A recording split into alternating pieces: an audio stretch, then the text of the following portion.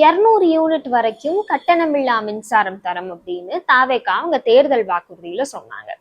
இப்போ ஆட்சி பொறுப்பு ஏற்றதுக்கு அப்புறமா இன்னைக்கு இந்த அக்கா தான் போட்டு வெளிக்கு போறோம். முடிஞ்ச அளவுக்கு ஷேர் பண்ணுங்க, எனக்கு சப்போர்ட் பண்ற மாதிரி ஒரு ஃபாலோ பண்ணிக்கிங்க. வைசாக்கா அதெல்லாம் இருக்கட்டும், உன்னை ஒருத்தன் அபியூஸ் பண்ணிருக்காங்க, இவனை எப்ப நீ போலீஸ்ல கம்ப்ளைண்ட் கொடுக்க போற? வைஷ்ணவியை போய் சூத்த கிளிக்கலாம். வைஷ்ணவியை போய் சூத்த கிளிக்கலாம். அதுக்கு வைஷ்ணவி குத்தணும் ஓவர் ஆடுறா. ஒரு வருஷத்துக்கு முன்னாடி தாவேக்கால இருக்கிறவங்க உன்னைய மீம்ஸ் போட்டுட்டாங்க அப்படின்றதுக்காக கமிஷனர் ஆஃபீஸ்லேயே போய் கம்ப்ளைண்ட் கொடுத்த உன்னைய ஒருத்தன் ஆடியோவில இந்த அளவுக்கு செஞ்சு வச்சிருக்கான். இவன் மேலே எப்போ போய் நீ கம்ப்ளைண்ட் கொடுக்க போற? அதாவது வைசாக்கா எங்க தலைவர் வந்து தேர்தல் அறிக்கையை தெளிவாக சொல்லியிருக்காரு. தகுதி உள்ள வீடுகளுக்கு தான் 200 யூனிட் ஃப்ரீ அப்படின்னு சொல்லியிருக்காரு.